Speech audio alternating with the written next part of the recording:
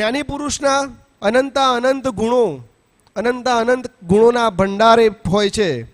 તેમના આ ગુણોનું મનન, સ્તવન, ચિંતન એ આપણા જીવનને પરાવર્તિત કરી દે છે.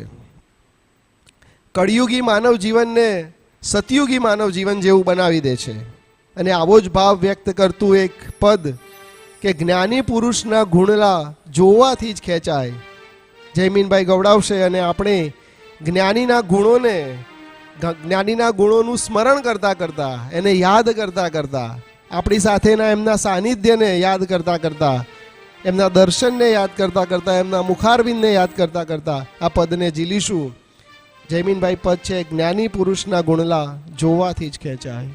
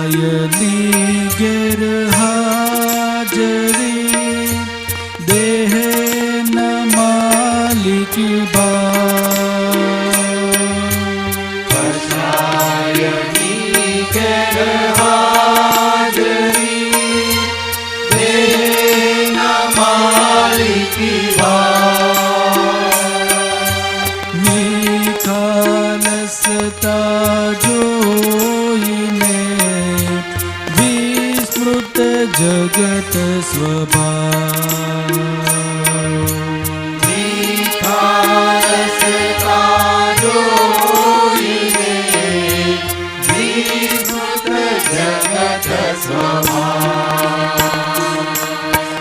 ક્રોધના કારણે આવે નહીં જ્યાં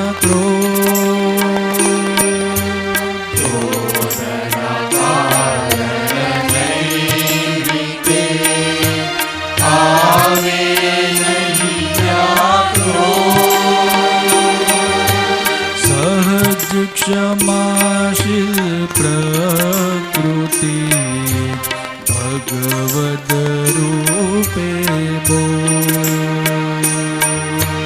सहज क्षमाशील प्रकृति भगवद रूपे बो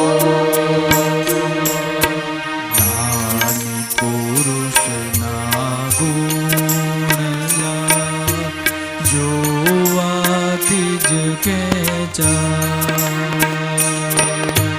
જ્ઞાની પુરુષના ગુણલા જોવાથી જ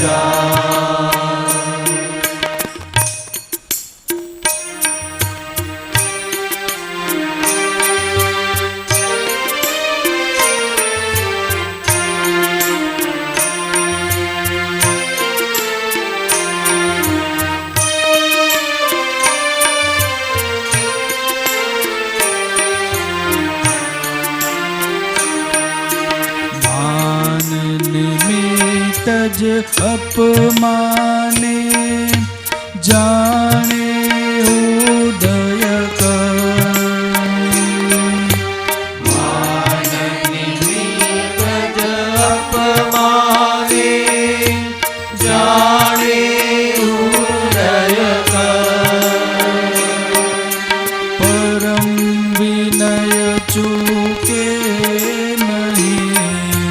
યોગે સ્વધર્મ જમર પરમ વિનય ચૂકે નહીં યોગે સ્વધર્મ જમર શુદ્ધ ઉપયોગે જાગૃતા અહમે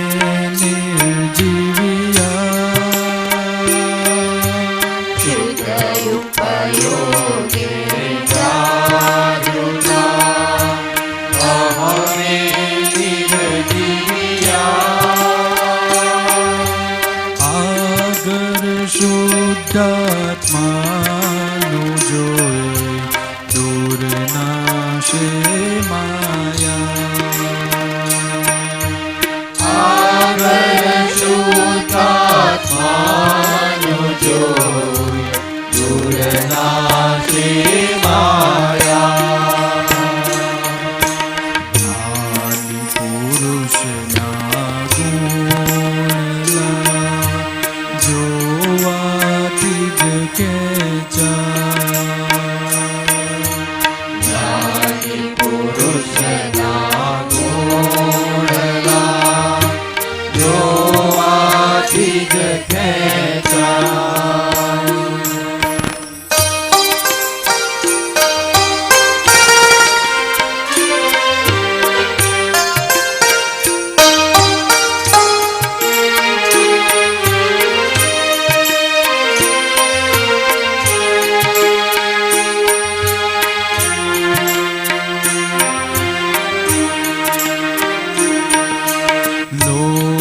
નહીં પુદગલ તણો અંદર નથી પરિગ્રહ લોભ નહીં પુદગલ તણો અંદર નથી પરિગ્રહ પર સત્ય નિરાગ્રહી કેવળ મોક્ષાગ્રહ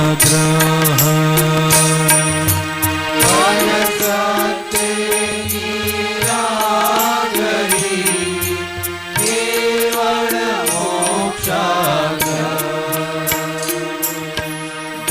ગમે તેવા દોષને સહજ મરે માપી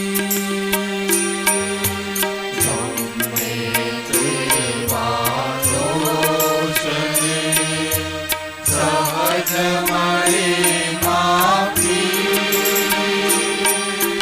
કરુણા વર્ષે અમે પરમાત્મા સાક્ષી કરુણા વરસે નમી પરમાત્મા સાક્ષી જ્ઞાની પુરુષના ગુણલા જોવાથી જ ખેંચાય પુરુષના ગુણ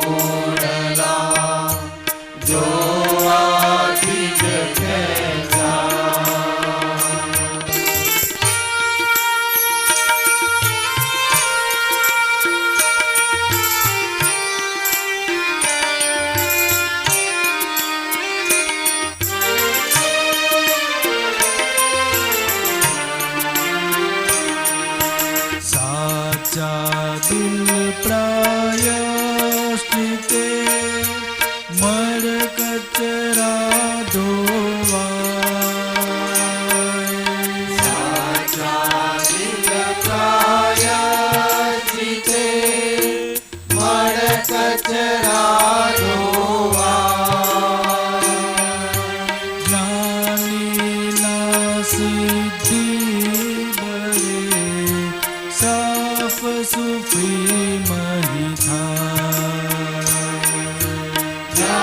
જ્ઞાનીના સિદ્ધિ બળે સાફ સુખી મળી પથવાના સંયોગે યાદ કરો દાદા ભગવાના સંયોગે યાદ કરો દાદા તું તજ હાજર થઈ જશે બ્રહ્માંડે ગુમતા તુરત જ હાજર થઈ જશે બ્રહ્માંડે ઘૂમતા જ્ઞાની પુરુષના ગુણલા જોવાથી જ ખેંચાય જ્ઞાની પુરુષના ગુણલા જોવાથી જ ખેંચાય ગુણ મનન નિધિ ધ્યાસને તે રૂપ આપણું થાય ગુણ મનન નિધિ ધ્યાસને તે રૂપ આપણું થાય જ્ઞાની પુરુષના ગુણલા જોવાથી જ ખેંચાય જ્ઞાની પુરુષના ગુણના જોવાથી જ ખેંચાય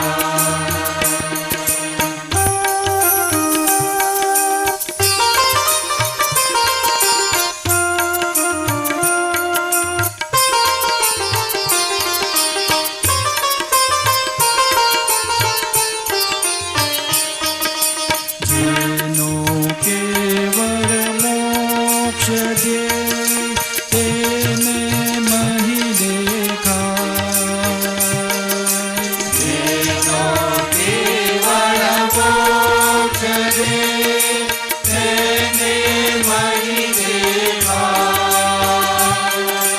આ સંસારથી છૂટવું છે તેને સદાય સાય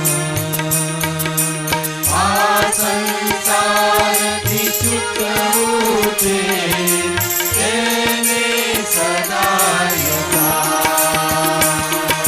જ્ઞાની પુરુષના ગુણલા જોવાથી જ ખેંચાય જ્ઞાની પુરુષના ગુણલા જોવાથી જ ખેંચાય ગુણ મનન નિધિ ધ્યાસને તે રૂપ આપણું થાય ગુણ મનન નિધિ ધ્યાસને તે રૂપ આપણું થાય ગુણ મનન નિધિ ધ્યાસને તે રૂપ આપણું થાય ગુણ મનન નિધિ ધ્યાસને તે રૂપ આપણું થાય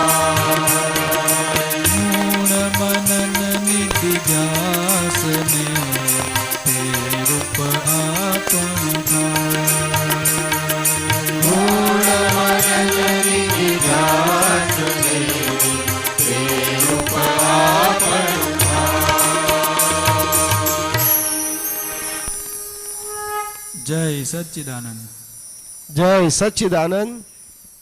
દાદાના ગુણલા ને ગાતું એમના નિધિધ્યાસનને એમના જ્ઞાનના ચિંતન અને મનન સ્તવનને ઉજાગર કરતું એક સુંદર મજાનું પદ જયમીનભાઈએ રજૂ કર્યું. હવે મોહન કાકાને વિનંતી કરીશ કે તેઓ આ પદ અને આખા કાર્યક્રમનું થોડું મૂલ્યાંકન આપણી સમક્ષ રજૂ કરે. આચાર્ય સાહેબ છે એટલે આપણે એમનું એસેસમેન્ટ જોઈ લઈએ. મોહન કાકા. જય સચ્ચિદાનંદ. પ્રત્યક્ષ જ્યારે જ્ઞાની પુરુષ હાજર હોય ત્યારે આપણી પરિણીતિ કેવી હોય, એમાં શ્રીમદ રાજચંદ્રએ કહ્યું છે કે પ્રત્યક્ષ સદગુરુ સમ નહીં પરોક્ષ જીનો ઉપકાર.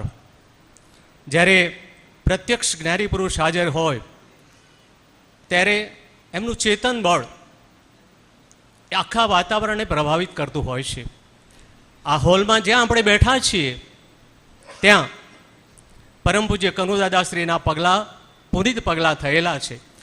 આ જ સ્ટેજ ઉપરથી એમણે સત્સંગો કર્યા છે અને કહેવાય છે કે જ્યાં જ્યાં જ્ઞાની પુરુષ વિચર્યા હોય એ બધા જ પવિત્ર સ્થાનો બને છે.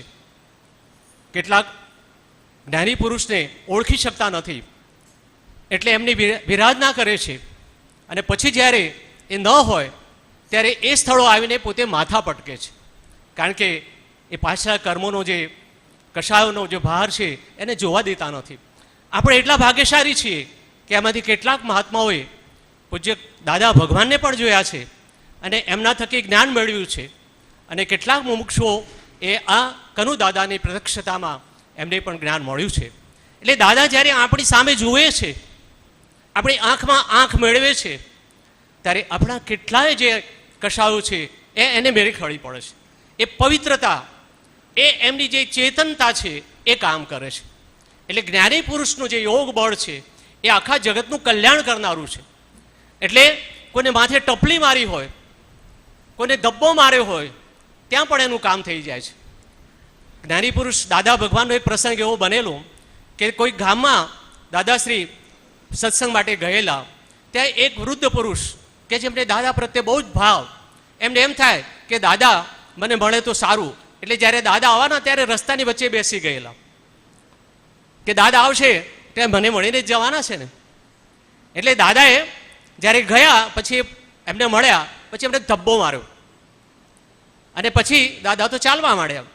થોડી વાર આગળ ગયા પછી દાદાજીને મળીને કહે છે, દાદા મને આ પીઠનું ઘણું બધું દર્દ હતું, કેટલાય વર્ષોથી મને આ પાછળ ખૂબ દુઃખ થતું હતું, પણ આજે મારું એ દુઃખ દૂર થઈ ગયું. જ્ઞાની પુરુષનો એક માત્ર સંયોગ છે, એમાં કોઈ ચમત્કાર નથી, આ વિજ્ઞાન છે. કારણ કે જે પોતે ચોખ્ખા થયેલા હોય, જેની અંદર કોઈ અપેક્ષા જ નથી, કોઈ સાંસારિક ભાવ નથી, એ સદપુરુષો, એવા જ્ઞાની પુરુષો એમની કરુણા થકી જગતનું કલ્યાણ કરે છે. પછી બીજા દિવસે ગામમાં વાત ચાલી કે દાદા તો બધા દર્દો મિટાડી દેશે. એટલે બધા ભેગા થઈને પછી મળવા આવ્યા દાદાને કે દાદા મારું આટલું દર્દ છે, મારું આટલું દર્દ છે. દાદા કહે છે મારે પેશા પટકવું હોય તો મને પણ દુઃખ થાય છે, એમને કશું થતું નથી, આ તો મારું નિમિત્ત બન્યું છે આવું. એટલે બનવાનું એવું છે કે જ્યારે કોઈ આવો પ્રસંગ બને છે ત્યારે આપણને ખબર પડે છે કે કરુણાના સાગર કેટલા, એની પાસે કેટલી બધી શક્તિઓ છે, અનંત શક્તિઓના એ ધામ છે. એટલે આ પવિત્ર સ્થાનમાં આપણને આ જે આનંદ વર્તાય છે એનું મૂળ કારણ એ છે કે જ્ઞાની પુરુષે વિચર્યા છે. એ પ્રત્યક્ષતાનું આપણને પ્રમાણ મળે છે. નહીં તો ઘણા બધા પ્રસંગો થતા હોય તો ખાલી સંગીત થતું હોય, મોજ થતી હોય, પણ એ અસર ના વર્તાય. એ આપણને જે આત્માનુભૂતિ થાય છે એ આમાં વિરલ જ્ઞાની પુરુષ જેણે જોયા છે, એની આંખોમાંની જે કરુણા જોઈ છે, એમના હૃદયની પવિત્રતા જેણે જોઈ છે, એમની લઘુતા જોઈ છે, એમનું નિર્વિકલ્પપણું જોયું છે, એ જ આ અહોભાગી આપણને મળ્યા છે. એટલે આપણે આ પ્રસંગે એમના અનંત ગુણો છે એનું વર્ણન કરવા શાસ્ત્રોમાં પણ ન થઈ શકે. જેમ આત્માના અનંત ગુણો છે એમ જ્ઞાની પુરુષના પણ અનંત ગુણો છે, એનું ગાન આપણે કરી શકીએ નહીં, એ આપણી દ્રષ્ટિમાં અથવા આપણી વાણીમાં પણ ના આવી શકે. આવા અનંત ગુણના સ્વામી આપણને મળ્યા, આપણને પ્રત્યક્ષ એમના દર્શન થયા, આપણે એટલા અહોભાગી છીએ. હવે એનું આપણે જો એમની વિરાધનામાં પડીએ તો આપણા કેટલા જન્મો પાછા ખેંચાઈ જાય. આ જન્મમાં આ મનુષ્ય દેહ મળ્યો છે એ આ મુક્તિનો માર્ગ છે, એ મુક્ત થવા માટેનો માર્ગ, અને આપણને આ જ્ઞાની પુરુષ મળ્યા. આપણે બધા કેટલા બધા મહાત્માઓ આવા ખૂબ ભાગ્યશાળી છે કે આ પ્રત્યક્ષતામાં આપણને લાભ મળ્યો. અહીં ભાઈ જયમીનભાઈએ જે આપણને પદ ગવડાવ્યા છે એનો સૂક્ષ્મ અર્થ આપણે લેવાનો છે, સંગીતનો અર્થ નથી લેવાનો. આપણે આપણા જીવનમાં એમાંથી શું ઉતારીએ એ આપણે જો કરીશું તો આ સનાતન સંસ્કાર કેન્દ્રનું જે મૂળ લક્ષ્ય છે જગત કલ્યાણ હો એ ચોક્કસ થવાનું છે. જય સચ્ચિદાનંદ. જય સચ્ચિદાનંદ. ખૂબ જ સરસ વાત મોહન કાકાએ રજૂ કરી કે આ તમામ પદો જે સંગીતમય વાતાવરણ છે એ બધું સ્થૂળ છે, પણ એની પાછળનો જે આશય છે એ સૂક્ષ્મ અને સૂક્ષ્મતમ છે. એ આશયને આપણે આપણા હૃદયમાં ઉતારવાનો છે. હવે આપણે સંજીવભાઈને એક અનુભવ કહેવો છે, એક જ મિનિટમાં શોર્ટમાં કહે છે. સંજીવભાઈ. મહાત્મા જય સચ્ચિદાનંદ. મહાત્માઓ આપણે મોહનભાઈ સાહેબે આંખોને દાદા ભગવાનની જય સચ્ચિદાનંદ. આપણે મોહનભાઈ સાહેબે હમણાં દાદાજીની આંખોની વાત કરી અને આંખોમાં એમના દર્શન કેવી રીતના થાય આપણને સૌને મહાત્માઓનો લાભ મળ્યો છે એનો. તો 2008ની સાલમાં સમત શિખરની જાત્રામાં બધા મહાત્માઓ સાથે આપણે જવાનું થયું હતું. તો બોધગયા મંદિરે ત્યાં સવારના 7:30 વાગે અમુક મહાત્માઓ દર્શન કરવા દાદાજીને, હા, તો સવારના લગભગ 7:30 થયા હશે. તો અમે લગભગ 5-6 મહાત્માઓ સાથે દાદાજીના દર્શન માટે જતા હતા એમના નિવાસ સ્થાને ત્યાં. તો એવું બન્યું કે દાદાજી સામેથી એમને આવવાનું થયું એ ટાઈમે. તો આપણે આગળ ગયા ત્યાં આગળ અને દાદાજી એકદમ નજીક આવ્યા. તો પ્રથમ દાદાની આંખોમાં જોઈને દાદાજી જય સચ્ચિદાનંદ. તો થોડી સમય માટે દાદાજી આંખમાં જોયું, પછી તરત બોલ્યા કે આંખોમાં શું જોઉં છું, શું પાસવાન સ્વામીના દર્શન કરી લે કે છે. એ સમય એવું કહ્યું હતું. એટલે એ સમયે જે પ્રભુએ એમને દર્શન કરાવી દીધા એનો બહુ ઘણો આનંદ થયો. બધા મહાત્માઓ તો બહુ આનંદ થયો એ સમયે. એટલે આંખોથી એમને પ્રભુએ બધાને દર્શન આપ્યા એ દિવસે. બહુ આનંદ હતો. જય સચ્ચિદાનંદ. જય સચ્ચિદાનંદ. સંજીવભાઈ સાહેબે પણ એક સારો અનુભવ આપણી સમક્ષ રજૂ કર્યો છે. આમ તો 24 તીર્થંકરનું ભેગું સ્વરૂપ એટલે જ્ઞાની પુરુષ. એટલે તમામ તીર્થંકરોના જે ગુણ હોય એ અમે ભાવિ તીર્થંકર છે એટલે નથી કહેતા કે ભાઈ બચ્ચેના ગુણ પારણામાંથી જ ખબર પડવા લાગે. એટલે ભવિષ્યમાં જે તીર્થંકર થવાના છે એમનામાં તીર્થંકરના ગુણ, સુપાર્શ્વનાથ સ્વામીના ગુણ અત્યારથી જ આવવાના છે. એનું સરસ વાત રોહિતભાઈ આપણે સંજીવભાઈ સાહેબે આપણને કરી.